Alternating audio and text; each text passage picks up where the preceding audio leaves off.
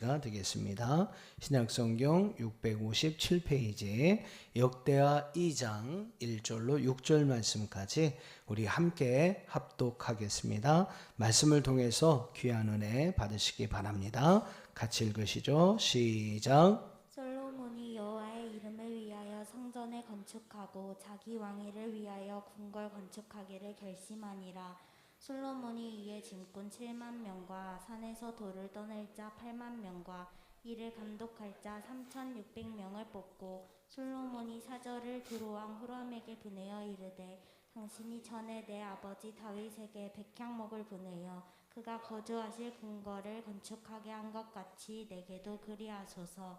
이제 내가 나의 하나님 여호와의 이름을 위하여 성전을 건축하여 구별하여 드리고 주 앞에서 향 재료를 사르며 항상 떡을 차려 놓으며 안식일과 초하루와 우리 하나님 여호와의 절기에 아침 저녁으로 번제를 드리려 하오니 이는 이스라엘의 영원한 규례니이다.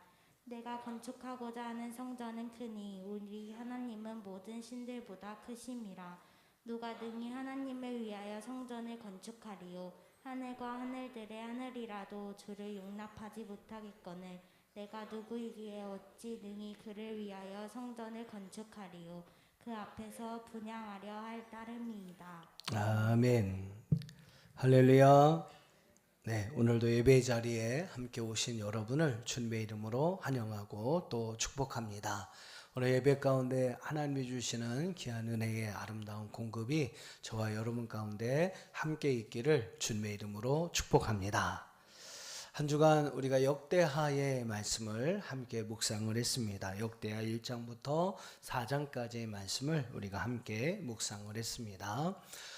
역대하 1장에서 여러분 잘 아시는 사건이 나오죠. 하나님은 솔로몬에게 지혜를 주시고 부귀와 영화를 주십니다.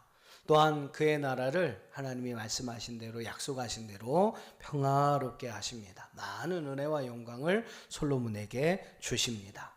그러한 상황에서 이제 역대하 2장에서부터 4장까지의 말씀은 솔로몬이 성전을 건축해가는 그러한 이야기가 나오게 됩니다. 그래서 역대하 2장은 성전 건축을 위해서 준비를 마무리하는 솔로몬의 모습을 볼 수 있게 되고, 이제 3장부터 필요한 자재와 일꾼들을 확보한 솔로몬이 실제로 하나님의 성전의 중요한 부분들을 이렇게 건축해가는 이야기가 나옵니다. 또 4장에서는 성전의 기물들을 준비해가는 그러한 솔로몬의 모습을 우리가 볼 수 있습니다. 오늘은 특별히 역대하 1장과 2장의 말씀 속에서 솔로몬의 성전 건축, 참 위대한 어마어마한 일들을 솔로몬이 행하였잖아요. 근데 그 솔로몬의 성전 건축 속에서 좀 몇 가지 아쉬운 점들을 우리가 찾아볼 수 있게 됩니다. 제가 말씀을 묵상하면서 그런 점을 한 3가지 정도를 찾았어요. 그래서 오늘은 그 이야기를 좀 여러분과 함께 나누려고 합니다. 성전 건축이라는 놀라운 하나님의 역사를 이룬 솔로몬이지만 오늘 역대하 1장과 2장의 말씀을 보면 또 앞으로 이렇게 말씀 묵상하다 보면 그런 솔로몬의 어떤 모습들을 우리가 계속 보게 되는데요.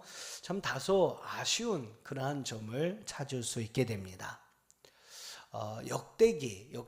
역대상, 역대하의 말씀이 가지고 있는 어떻게 보면 단점이기도 합니다만 이 워낙 다윗이라는 위대한 인물을 부각시키려 하다 보니까 상대적으로 다윗을 제외한 다른 사람들은 그들의 어떤 좋은 모습들을 조금씩 이렇게 약화시키는 그러한 모습을 이 역대기의 말씀에서 찾아볼 수 있게 됩니다. 여러분 이제 역대하 1장과 2장의 말씀에도 보면요, 이 성전 건축을 이룬 솔로몬의 모습 속에서 그러한 점을 찾아볼 수 있게 됩니다. 오늘 한 3가지 정도를 찾아보겠는데요. 먼저 역대하 1장을 한번 보시죠. 역대 1장을 여러분 한번 이렇게 쭉 훑어보시면 여러분이 잘 알고 계신 그러한 내용이 나옵니다. 솔로몬은 왕이 되어서 하나님께 일천번제를 드리죠. 그리고 그의 기도에 하나님은 응답하십니다. 그래서 내가 내게 무엇을 줄꼬 하나님 말씀하시죠. 그리고 그 응답에 대해서 솔로몬은 하나님이 내게 맡겨주신 백성들을 잘 다스릴 수 있는 지혜를 달라고 하나님께 구합니다. 또 그것이 하나님 마음에 잘 맞았죠. 그래서 하나님은 솔로몬에게 그가 구한 지혜와 그가 구하지도 않았던 부귀와 영화를 그에게 허락해 주십니다. 그래서 오늘 1장에 보면요, 솔로몬이 많은 부귀 영화를 누리었음을 우리는 알 수 있게 됩니다. 자, 역대상의 말씀 같으면 아마 여기까지 이야기했을 거예요. 솔로몬이 이렇게 하나님께 구해서 지혜를 얻었다. 하나님은 지혜뿐만 아니라 부귀 영화까지 그에게 주셨다. 아마 역대상의 말씀 같으면 여기서 솔로몬이 이야기를 마쳤을 텐데, 역대기는 어떤 특징이 있다고 그랬죠? 다윗을 부각시켜야 되니까 다른 사람들은 조금 이렇게 까야 합니다. 표현이 좀 그렇지만 다른 사람들은 상대적으로 좀 그들의 어떤 약한 약점이나 아쉬운 점들을 자꾸 드러내야 합니다. 그래서 오늘 이 역대기 1장에 보면 여러분 14절 이후의 말씀을 한번 보세요. 역대하 1장 14절 말씀에 보면 솔로몬이 병거와 마병을 모으기 시작합니다. 병거가 이미 1400대, 마병이 12,000명, 병거성에 그것들을 두고 예루살렘의 왕에게도 그것을 맡깁니다. 많은 마병과 병거들을 소유하게 돼요. 그리고 여러분이 솔로몬의 때에 얼마나 은금이 흔했습니까? 15절 표현에 보면 예루살렘은 은금이 돌과 같이 흔하게 되었다라고 이야기를 해요. 아주 어마어마하게 좋은 이 백향목 같은 것도 평지의 뽕나무 같이 여겨졌다라고 이야기를 합니다. 그만큼 부유로운 그러한 시대를 솔로몬의 시대가 솔로몬이 살았던 것이죠. 16절에 보면 솔로몬의 말들은 애굽과 구해에서 사들여옵니다. 오늘날로 얘기하면 수입한 차량들을 그것들을 이제 사들이기를 시작해요. 왕의 무역상들이 막 때로 돈을 가지고 와서 솔로몬에게 막 이 좋은 것들을 다 이렇게 판매를 합니다. 우리 17절 한번 읽어볼게요. 17절 시작. 애굽에서 사들인 병거는 한 대에 은 600세겔이요 말은 150세겔이라. 이와 같이 햇사람들의 모든 왕들과 아람 왕들을 위하여 그들의 손으로 되팔기도 하였더라. 하나님이 주신 지혜와 부귀 영화를 얻었던 솔로몬. 여러분, 그 솔로몬이 어떠한 삶을 살아갑니까? 어떻게 보면 하나님께서 그에게 많은 은혜와 지혜와 부귀와 영화를 주셨으니까 더 하나님의 영광을 위해서 또 하나님 원하시고 기뻐하시는 일들을 위하여 헌신하면서 하나님이 자신에게 주신 것들을 하나님께 드리면서 그가 살아가야 할 거예요. 더 하나님을 의지하면서 더 하나님을 사랑하면서 하나님을 예배하면서 그의 삶을 살아가야 할 것입니다. 근데 여러분, 오늘 이 말씀에 보면 이 솔로몬은 병거와 마병을 모읍니다. 비싼 돈을 주고 사서 그런 것들을 예루살렘에 모아둡니다. 이런 솔로몬의 모습은 하나님보다 나는 마병을 의지하지 않겠다 라고 결단을 하면서 말들의 힘줄을 다 끊어버렸던 다윗의 모습과 많은 대조를 이루게 됩니다. 나는 말이나 마병을 의지하지 않고 하나님만을 의지하겠어 라고 이야기를 하면서 자기가 얻은 그러한 말들의 발의 뒤꿈치를 다 끊어버리는 다윗의 모습을 우리는 보게 되는데, 그런 다윗의 모습과는 많은 부분에서 대조를 이룹니다. 부귀 영화가 더해지면서 이제 솔로몬은 서서히 하나님보다는 다른 것들을, 자신이 가진 힘들을 더 의지하게 되었던 겁니다. 병거와 마병들을 의지하려고 합니다.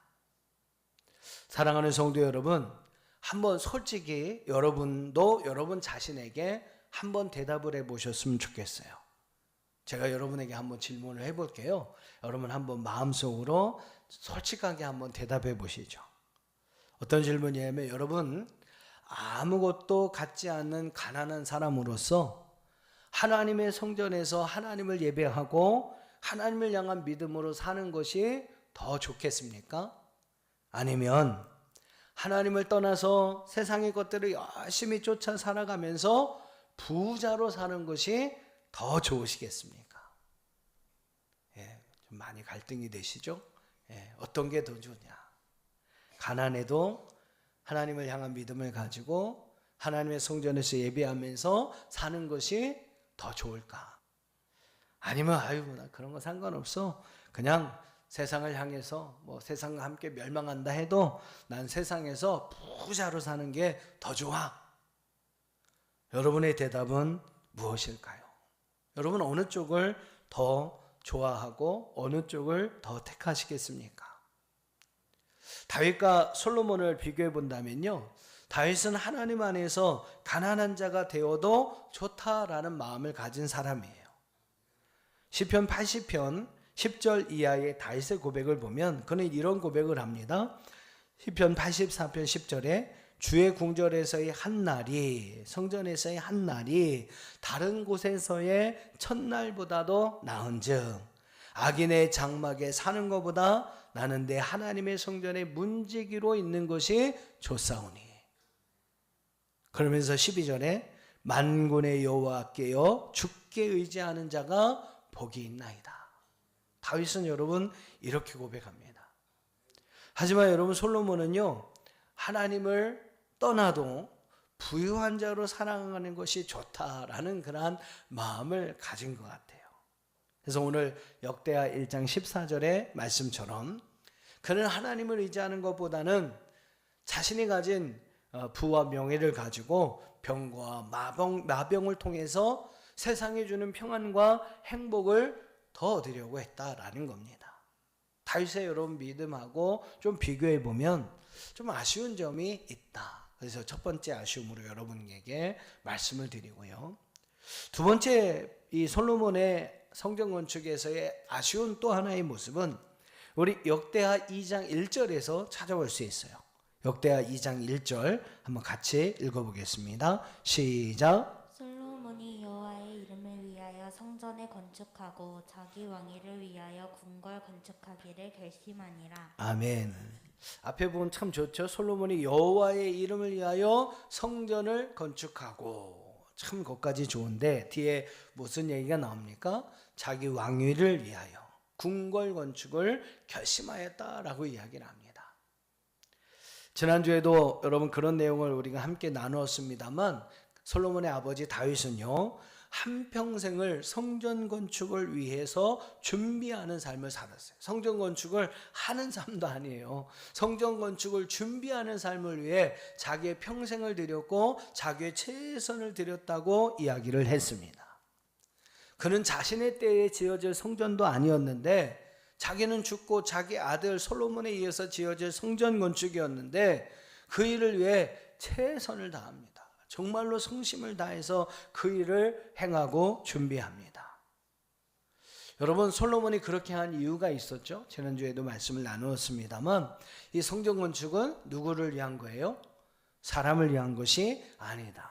여호와 하나님을 위한 일이었다. 그래서 이 다윗은요, 자신의 평생을 그 여호와를 위하여 살았다라고 이야기를 합니다.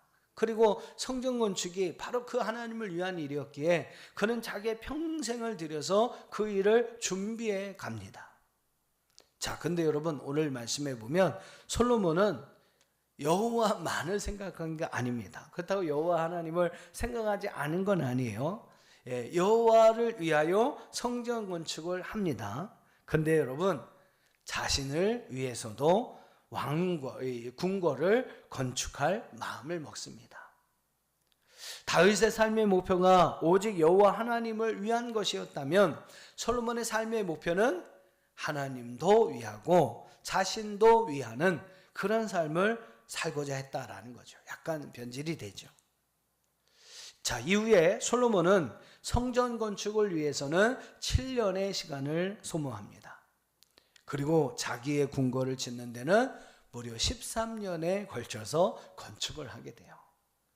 하나님을 위한 공간을 짓는 데는 7년, 자신을 위한 공간을 짓는 데는 13년의 시간을 필요로 했습니다. 자신의 왕위를 위하여 지은 궁궐이 어떻게 보면 더 많은 시간을 허비했고요. 시간을 사용했고 그 규모도 훨씬 더 웅장했습니다. 자, 그림을 한번 보여드릴게요. 자세히 설명드릴 시간이 없습니다만 여러분 그림만 봐도 이 솔로몬의 궁궐의 규모가 여러분 이쪽에 성전, 이쪽에 솔로몬의 궁궐 부분 아닙니까? 이거 그림만 봐도요, 훨씬 더 솔로몬의 성전에 관한 그러한 부분이 훨씬 규모가 컸음을 알게 돼요. 거의 한 4배 이상의 더 큰 규모였다라고 이야기를 합니다. 아버지 다윗은 여호와를 위하여, 여호와의 이름을 위하여 한평생을 살았습니다만 솔로몬은 그렇지 않았어요. 그렇지 못했습니다. 여호와를 위하여 그도 살았습니다만 자신을 위한 삶도 살았습니다. 자, 솔직히 여러분은 누구의 삶이 더 맞다고 생각하십니까? 누구의 삶을 더 담고 싶으십니까? 어떻게 보면 다윗과 같은 삶은 좀 너무 보수적이야, 그죠? 요즘의 시대와는 좀 맞지 않아. 아니, 어떻게 하나님만을 위해 살아? 때로는 우리 자신을 위해서도 살아야지. 때로는 우리 가족들을 위해서, 우리 자녀들을 위해서도 살아야지. 아니, 어떻게 하나님만을 위해서 살아? 여러분, 그렇게 생각하실 수도 있을 거예요. 자, 근데 여러분, 다윗과 솔로몬, 그들의 삶의 이후의 결과를 한번 생각해 보십시오. 하나님만을 위해 살았던 다윗의 삶 이후는 어떻게 되었습니까? 다윗 역시도 하나님의 놀라운 은혜와 축복을 누리는 삶을 살았습니다만 중요한 것은요, 그의 아들 솔로몬에게 이런 하나님의 은혜와 귀한 복이 물려지는 귀한 삶을 살게 됩니다. 이게 여러분 다윗의 삶이에요. 자신도 복을 받았지만 그 복을 솔로몬에게 물려주는 복의 통로로서의 삶을 살게 됩니다. 자, 근데 여러분 솔로몬 삶 이후는 어떻게 됩니까? 솔로몬의 삶 이후에 물론 생전에 그는 어마어마한 하나님의 은혜와 귀한 축복을 누리는 삶을 살았습니다만 그의 아들 르호보암 때에 이스라엘이 남과 북으로 나눠지게 돼요. 르호보암을 통해서 남유다가 형성이 되고 나머지 유다 지파 빼고 나머지 10개 지파는 여로보암을 따라서 북이스라엘을 형성합니다. 그래서 여러분 르호보암 때 솔로몬의 자녀 이후에 르호보암 때에 이스라엘이 남과 북으로 나눠지는 큰 아픔을 겪게 되죠. 그리고 그렇게 여러분 살다가 북이스라엘이 먼저 멸망하고 남유다가 멸망하는 그런 정말로 안타까운 아픈 이스라엘 역사를 만들게 됩니다. 솔로몬이 어떻게 보면 그 자녀에게 이러한 아픔을 물려주게 되었던 것이죠. 자, 여러분 우리는 한번 잘 생각해 봐야 합니다. 여호와만을 위해 살아가느냐, 여호와도 위하고 자신도 위하는 삶을 살아가느냐, 어떤 삶을 살아가느냐에 따라서 여러분 우리의 삶 이후의 결과들이 달라졌다라는 것이죠. 사랑하는 성도 여러분, 여호와만을 위해 살면 저는 분명히 믿어요. 여호와께서 우리의 삶을 책임져 주십니다. 믿으시면 좀 크게 아멘 합시다. 여러분 하나님을 위해서 살면, 여호와 하나님을 위해서 여러분의 평생을 다윗과 전신하며 살면 하나님께서 여러분의 삶을 책임져 주십니다. 여러분의 삶뿐만 아니라 여러분의 후손, 여러분의 자녀들의 삶까지도 하나님께서 책임져 주세요.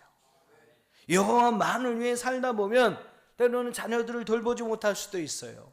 우리 가족들을 좀 더 잘 돌보지 못할 수도 있습니다. 여러분 중요한 것은 하지만 우리가 잘 돌보지 못한 그 부분까지도 하나님께서 돌봐주시는 줄로 믿습니다. 그것이 여러분 다윗의 삶을 통해서 우리가 분명하게 확인할 수 있는 부분이라는 거죠. 사랑하는 여러분, 하나님도 위하고 자신도 위하는 삶, 어떻게 보면 오늘 우리 시대에 잘 맞는 적합한 하나님을 섬기는 우리의 모습인 것 같아 보여요. 근데 여러분 솔로몬의 삶은, 그랬던 솔로몬의 삶은 우리에게 아니다, 그게 여러분 적절한 삶, 하나님을 섬기는 삶의 모습은 아니다라는 것을 우리에게 가르쳐주고 있습니다. 우리의 삶을 하나님도 위하고 우리 자신도 위하는 삶이 아니라 소망하고 기도하기는 오늘 다윗의 삶과 같이 오직 하나님만을 위한 삶이 되기를 주의 이름으로 축원합니다. 아멘이 잘 안 나오죠, 그죠?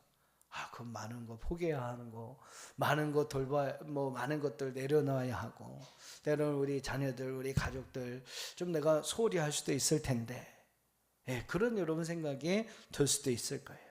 하지만 여러분 오늘 말씀 솔로몬의 모습을 통해서 우리는 분명히 알게 됩니다. 오직 다윗과 같이 여호와 하나님만을 위한 삶을 결단하며 살아가면 하나님이 책임져 주시는 삶을 살고요, 여러분과 여러분의 가정, 여러분의 자녀들 목까지 하나님께서 책임져 주시는 그런 삶을 살아가게 될 것을 믿으시기를 바랍니다. 오늘 여러분 다윗과 이 솔로몬의 삶을 잘 다시 한번 묵상해 보면서 정말 여러분 이런 믿음을 가지고 다윗과 같은 믿음을 가지고 살아가는 저와 여러분 되기를 주님의 이름으로 축복합니다. 한번 결단해 보세요. 그러면 하나님께서 분명히 여러분의 삶 뿐만 아니라 여러분의 자녀들, 여러분의 모든 후손들의 삶까지도 하나님이 책임져 주시는 삶을 우리는 살아가게 될 줄로 믿습니다. 여러분 내가 책임져야 어떻게 쓰겠죠? 여러분이 그냥 그게 땀 흘리고 수고하고 노력해서 여러분 자녀들을 위해서 그렇게 힘쓴다고 하는데 여러분 결과물 어떻습니까? 여러분이 잘 생각해 보세요. 그렇게 내가 땀 흘리고 수고하고 했는데 결과물이 어때요? 여러분 어떻게 보면 그 삶보다는 하나님께 맡기고 하나님이 책임져 주시는 그 모습과 그 결과가 훨씬 더는 아름다울 줄로 믿습니다.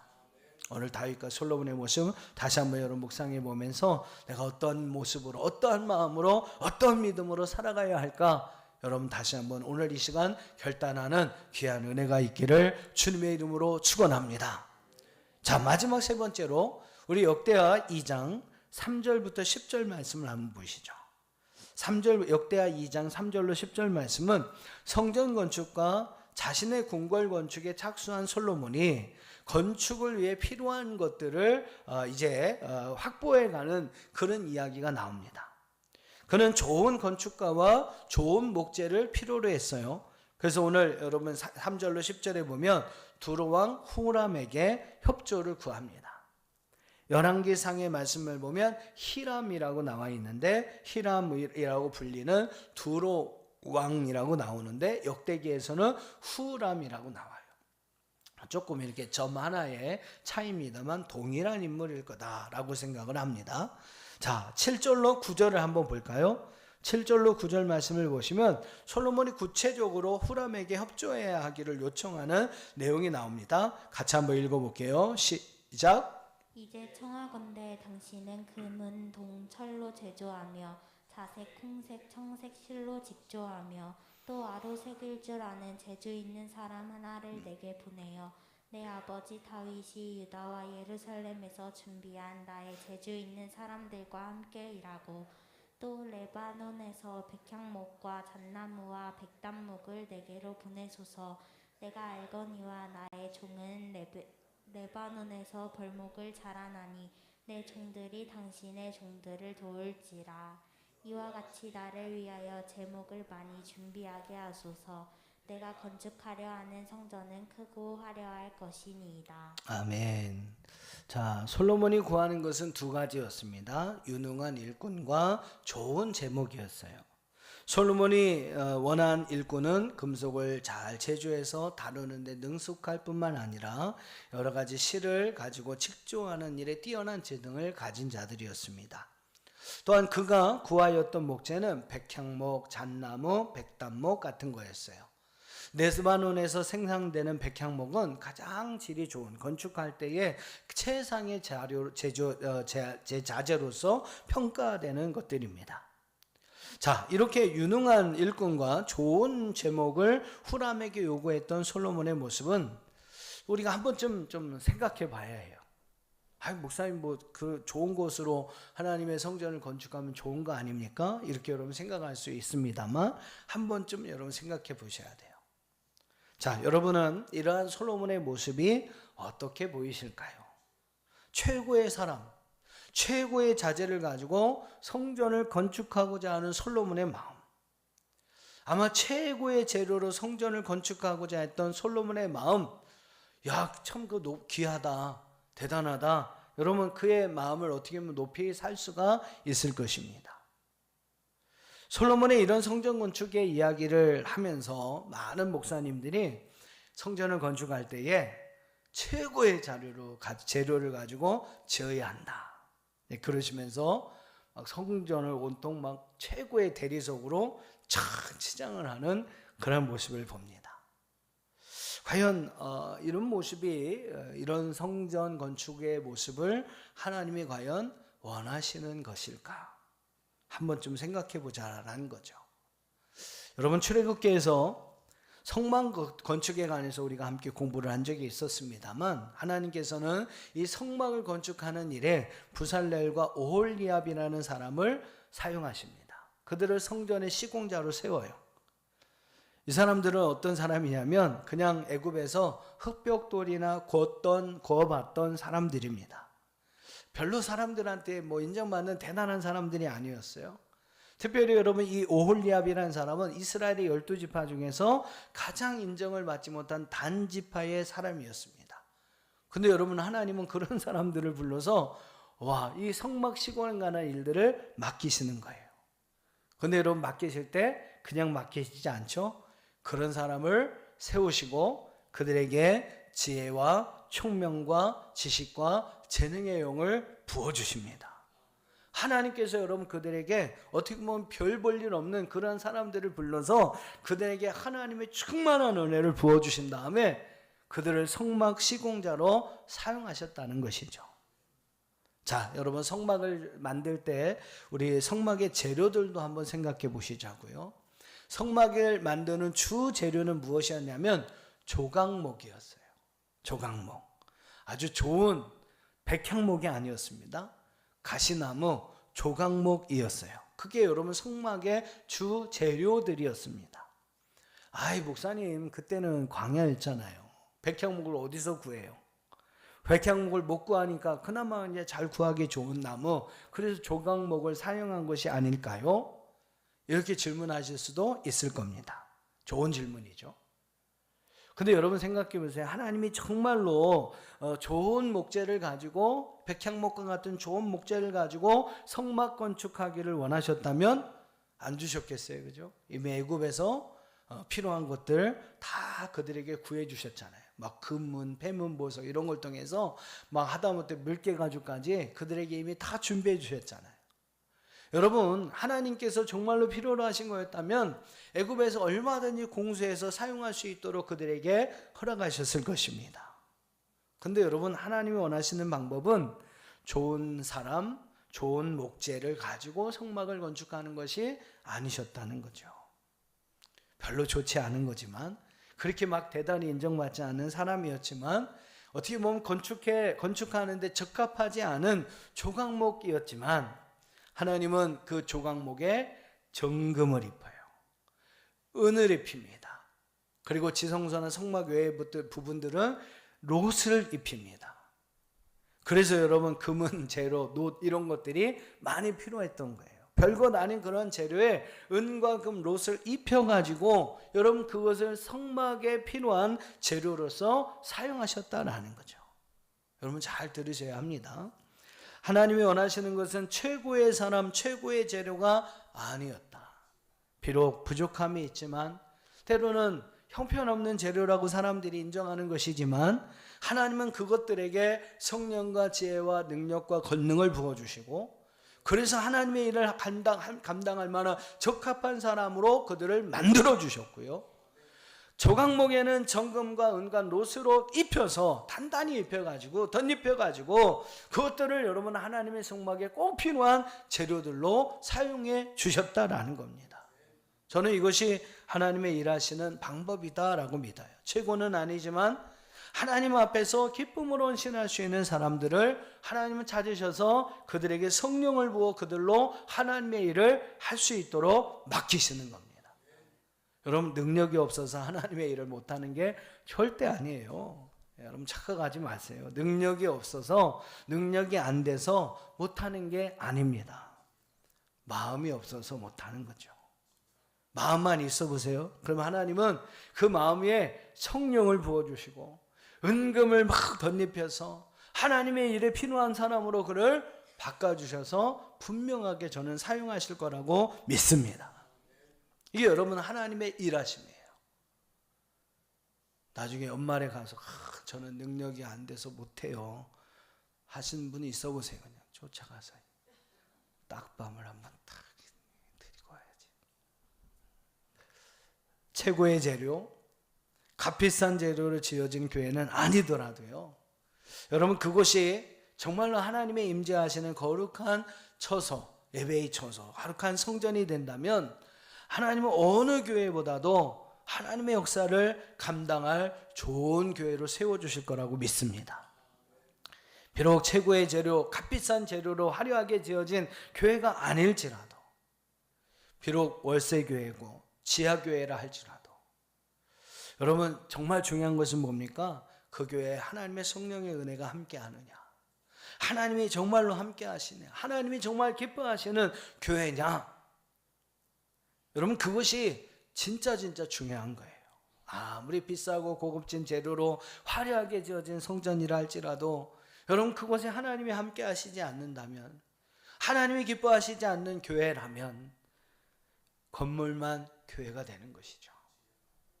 저는 우리 교회가 정말로 하나님이 기뻐하시는 교회, 하나님의 기쁨이 되는 교회, 하나님께서 인정하시는 교회, 하나님이 원하시는 귀한 교회가 되기를 축복합니다. 여러분들도 그런 사람들이 먼저 되기를 축복해요. 뭐 인간적인 아무런 스펙이 좋으면 뭐 하겠습니까? 뭐 좋은 가문, 좋은 학벌, 또 많은 재물, 뭐 많은 학력 이런 거 가지면 뭐 하겠어요? 아무리 여러분 좋은 스펙을 가진 사람이라 할지라도 여러분 하나님이 원하시고 하나님이 기뻐하시는 사람이 아니라면 하나님께서 그를 사용하시지 않는다라는 겁니다. 사랑하는 성도 여러분, 오늘 다윗의 모습을 우리가 다시 한번 돌아보면서 오늘 저와 여러분이 정말로 하나님의 마음에 맞는 사람 되기를 축복합니다. 성령 충만한 사람 되기를 바랍니다. 정말로 하나님 앞에 자신의 모습들, 온전한 것을 온전히 하나님 앞에 헌신할 수 있는 그런 사람들이 되기를 주님의 이름으로 축원합니다. 하나님은 바로 그런 사람과 함께 일하신다는 거죠. 물론 좋은 스펙을 가지고 여러분 거기서 막 성령 충만한 은혜까지 갖고 있다면 아이고 얼마나 좋겠습니까? 네. 하지만 비록 좋은 스펙은 내가 갖지 못했을지라도 하나님의 성령의 은혜를 사모하고 하나님의 살아계심을 믿으며 하나님 앞에 즐거이 온전히 헌신할 수 있는 그 사람이라면 하나님은 얼마든지 이 사람을 최고의 사람으로 바꿔서 하나님의 일을 감당하도록 맡기신다는 사실이에요. 여러분 성경이 뭐라고 이해합니까? 하나님께서 쓰시는 그릇은 어떤 그릇일까요? 하나님이 쓰시는 그릇은요, 은그릇, 금그릇이 아니랍니다. 하나님이 쓰시기에 합당한 그릇, 그게 여러분 질그릇이라 할지라도 나무로 만들어진 보잘것없는 먹기라 할지라도 하나님은 하나님의 쓰임에 합당한 그릇을 원하시는 거예요. 깨끗한 그릇을 사용하시는 줄로 믿습니다. 여러분 아무리 금으로 뭐 화려하게 치장된 그릇이라 할지라도 하나님 용도에 안 맞으시면 못 쓰는 거예요. 그리고 그 그릇이 여러분 더럽다고 생각해 보세요. 어떻게 쓸 수 있겠습니까? 저는 저와 여러분 모두가 하나님 앞에 쓰임받게 합당한 그릇이 되기를 축복합니다. 하나님이 어디서든지 사용하시기에 합당한 그런 그릇이 먼저 되기를 주의 이름으로 축원합니다. 그런 그릇이 되시면요, 하나님 여러분을 데리고 와서 그 그릇을 정말로 좋은 그릇으로 만들어서 하나님의 일을 위해서 사용하시는 거죠.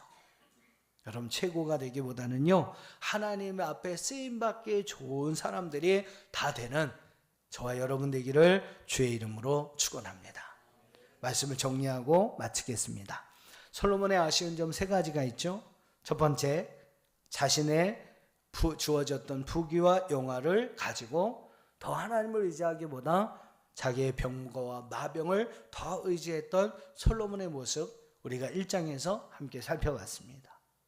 또 2장에서 2가지 모습을 살펴봤죠. 2장 1절에서 여호와도 위하고 자신도 위하는 솔로몬의 삶, 성전을 건축하는 7년, 자기의 궁궐을 건축하는 13년.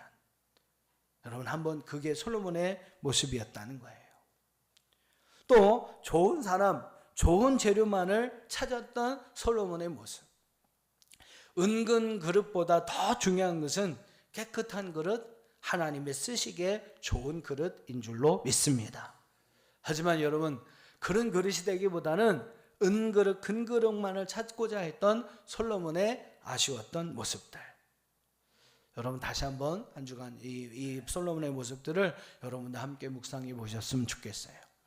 그리고 제가 설교 중에 여러 가지 질문을 드렸습니다. 과연 나는 어떨까? 나는 어떤가? 솔로몬이 가졌던 그러한 아쉬운 모습들이 나에게 혹시 있지 않는가? 한번 여러분 좀 생각해 보시는 한 주간이 되기를 주님의 이름으로 축복합니다. 자, 이 시간 우리 성찬의 자리로 함께 나아가도록 하겠습니다.